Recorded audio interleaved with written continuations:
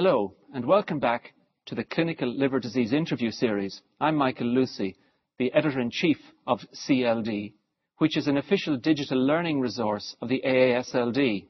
I'm here at the Liver Meeting 2011, and I'm pleased to be joined by Don Jensen and Andrew Aronson to discuss treatment challenges facing patients with hepatitis C infection. Don, I would like to explore with you the patients with hepatitis C infection who will remain untreated or difficult to treat despite the advent of the new direct antiviral combination therapies using protease inhibitors. Which patient groups come to mind as presenting particular challenges in the era of triple therapy? Thank you, Michael. There are in general three broad groups of patients where there are contraindications to previous standards of care or patients with a poor response rates to published trials of these particular agents. There are also special populations who have unique characteristics that are beyond the scope of investigation in currently published DAA registration trials. That's very interesting, Don. May I turn now to Andrew and ask you, can we look at each of these groups in turn?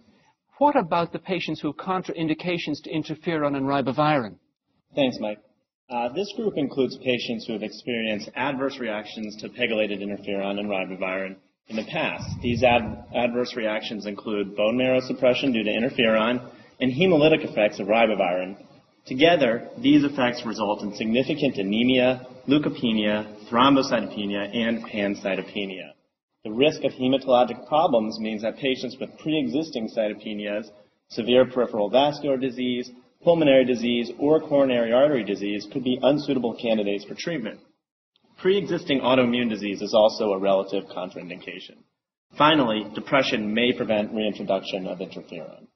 Thank you for that answer, Andrew. Don, what are the characteristics of patients who had a limited response to protease inhibitor-based therapy in published trials? Although triple therapy is highly effective in most patients, we know that they've had a very high sustained response rates. Response rates among patients with cirrhosis, especially those who are previous null responders, was relatively low, in the range of 14 to 30%. So that's a group that are more difficult to treat. Andrew, perhaps you'd like to address the patients in understudied populations that you mentioned, for whom we have relatively little data on the use of protease inhibitors. I think this is a very important area. Several groups really should be mentioned. Patients who are co-infected with HIV and hepatitis C patients who have had solid organ transplants, especially liver transplants, hepatitis C infected patients with decompensated cirrhosis, and patients at extreme of age, the very young and older populations.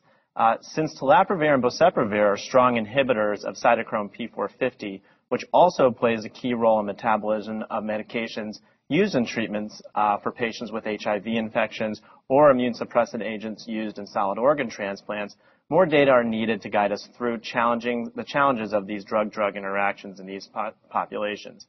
Fortunately, active research is taking place with both sponsored trials and investigator-initiated studies evaluating current DAA-based therapy in many of the understudied populations that I have mentioned. Well, that's an excellent summary, and I want to thank both of you for providing us with this interesting information regarding the challenges ahead regarding direct antiviral therapy for hepatitis C infection. And thank you for joining us for this discussion of difficult-to-treat populations with hepatitis C. To read the rest of this issue of CLD, please visit the website www.cldlearning.com. Thank you.